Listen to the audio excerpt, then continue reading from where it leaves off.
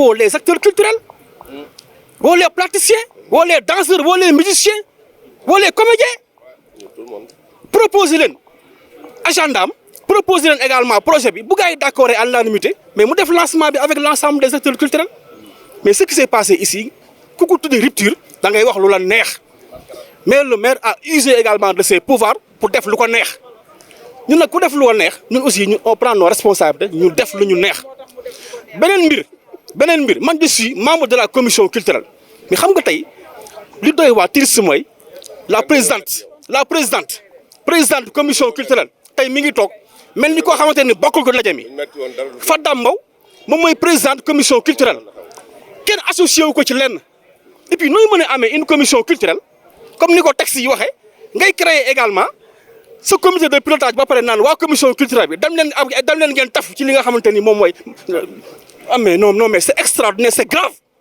li xew lu doy waar la ñun waxuñu festival mais l'ensemble des acteurs culturels yi nga xamante ni yàgg nañ également téye le flambeau de Thiès partout l'ensemble des acteurs culturels yi nga xamante ni yàgg nañ représenter Thiès partout au Sénégal et sur le plan international dañoo demul ci loo xamante ni kenn impliqué wuñu ci Babacar Diop tëju na def na programme am dañ koy bàyyi programme am mais c'est ça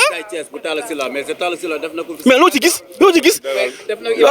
non est-ce que tere mën ngeen tere je t'informe Babacar la dernière édition mais laisse-moi t'informer dama ne la dernière édition non si je t'informe la dernière édition festival bu Talla Sylla bi le ministère de la culture da ko bañ la jox subvention c'est parce que les acteurs culturels wax nañ ko ni ko festival bi amul sens amul implication acteurs culturels yow osé nga fii di wax ay waxi festival sans Coulibaly sans Jos mais il faut arrêter mais sans Arma loo xamante ne ñun bari nekk fii ci non mais il faut arrêter encore une fois en tout cas li nga xamante ni moo xew déception la gàcce la te lii séntuñ ko woon également ci Babacar non en tout cas ñun de toute façon ñun non ñun ragalu nous n'avons pas peur dama ne ñun laa Babacar dama ne ñun laa les acteurs culturels mais ñun danañ woote suñu biir waxtaan suñu biir ñun aussi danañ am suñu plan d'action par rapport à l'agenda culturel de Thiès parce que dëkk bi kenn moomu ko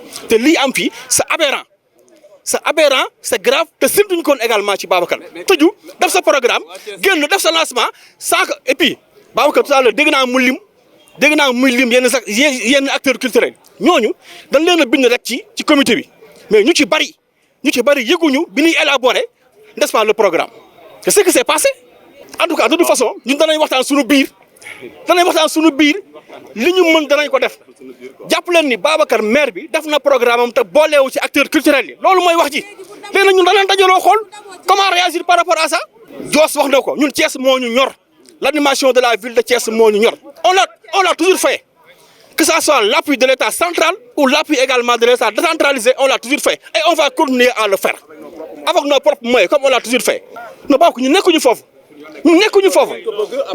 non dama la culture dafa nekk domaine de compétence transféré depuis 96 bu ñëwee di ci wax na woo acteurs culturels yi et l'institution n'organise pas l'institution accompagne des initiatives culturelles et ces initiatives culturelles là viennent des acteurs culturels que ça soit très clair mais quand même xam nañ li ñuy wax ah dégguma non dama l'institution là doit accompagner les initiatives culturelles te initiatives yooyu ça vient également des acteurs culturels loolu mooy dëgg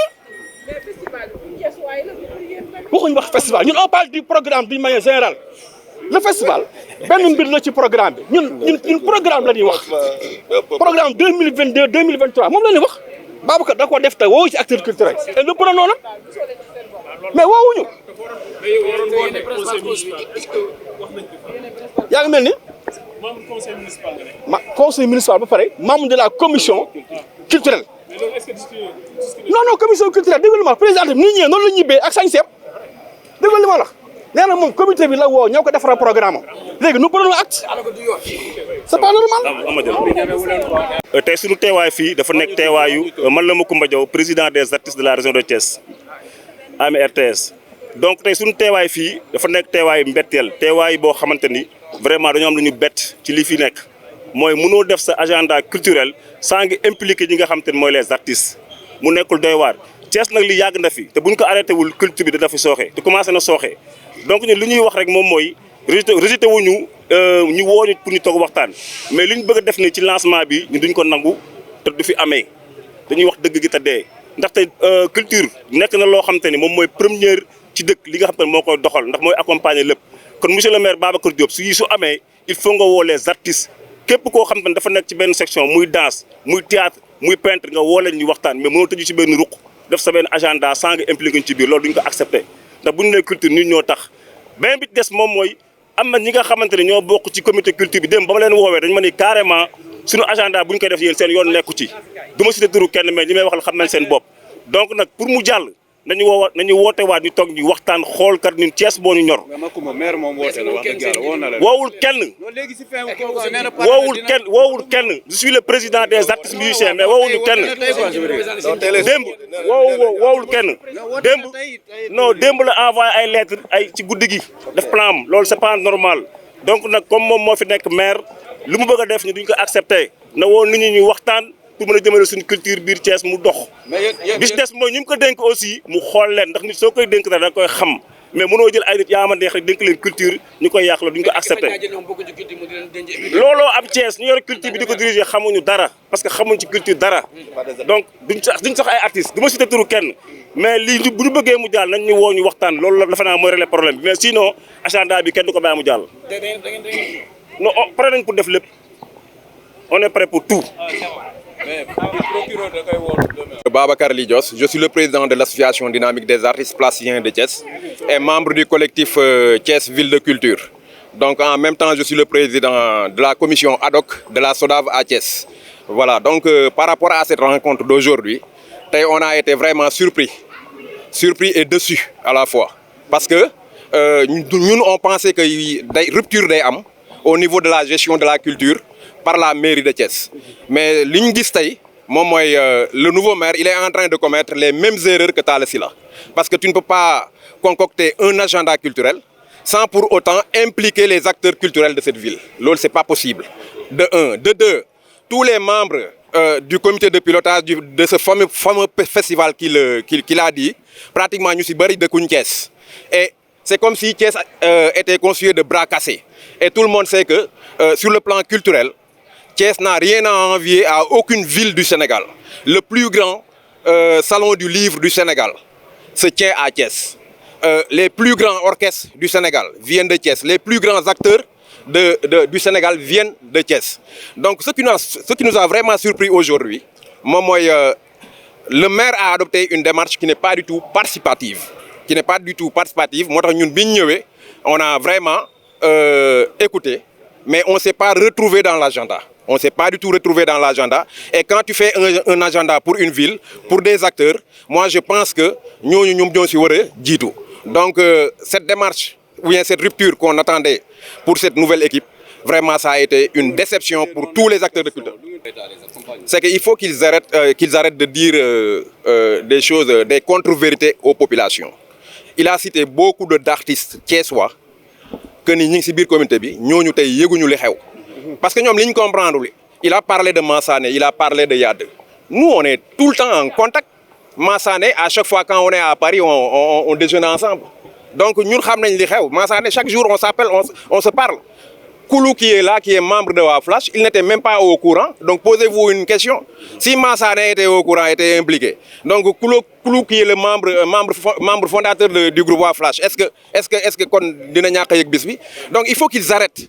Donc nous, ce que nous voulons nous organiser des événements culturels, nous étudiants.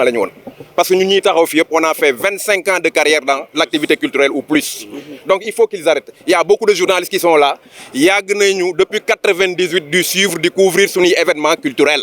Donc il faut nous bailler les nids. Qu'est-ce que vous voulez exactement? Non, ce que nous voulons, cette ville ne peut pas se faire sur le plan culturel sans les acteurs culturels de la ville de Thiès. C'est pas possible. C'est pas possible. La voie qu'il a prise, c'est une mauvaise voie. Il faut que nous ko. Madame Yon Bimdjel Baroul. Talla Sylla, il avait fait la même erreur il s'est entêté, il s'est cassé la tête. Les gars, à la fin, monsieur le maire, monsieur Ly. Ouais, mais c'est le maire de la ville. Mais s'il nous appelle, on va échanger. Non, on va échanger. On va échanger. On va échanger. Parce que nous, ce qui nous préoccupe, c'est l'animation culturelle de cette ville. Parce qu'à l'heure où on te parle, tous les acteurs culturels qui sont derrière moi, il est porteur de projets, te mairie bi mosu ko subventionné wu te terewu ko def ay projet. Légui lolu il faut nit ñi xam ko quoi. Légui nak soit il vient avec une démarche participative, inclusive, bolé ci ñep ñu and ci ak mom, soit ñun il va nous entendre parce que kenn duñu fekk ci suñu secteur ba paré diñu ci def lo xamné ñun xamuñu ko. Il va vous entendre, c'est-à-dire? Non, mais dinañu dégg. Parce que c'est un festival déjà, dans ses propos, un festival. Il a dit qu'en 2 jours, ils se sont rencontrés 2 fois pour concocter le projet du festival. Mais c'est aberrant. 2 jours, 2 rencontres, on aussi produire un agenda culturel, c'est pas possible. Et ce qui est plus décevant dans cette démarche, même le bras technique de la culture à Thiès n'a pas du tout été impliqué. C'est-à-dire le directeur du centre culturel.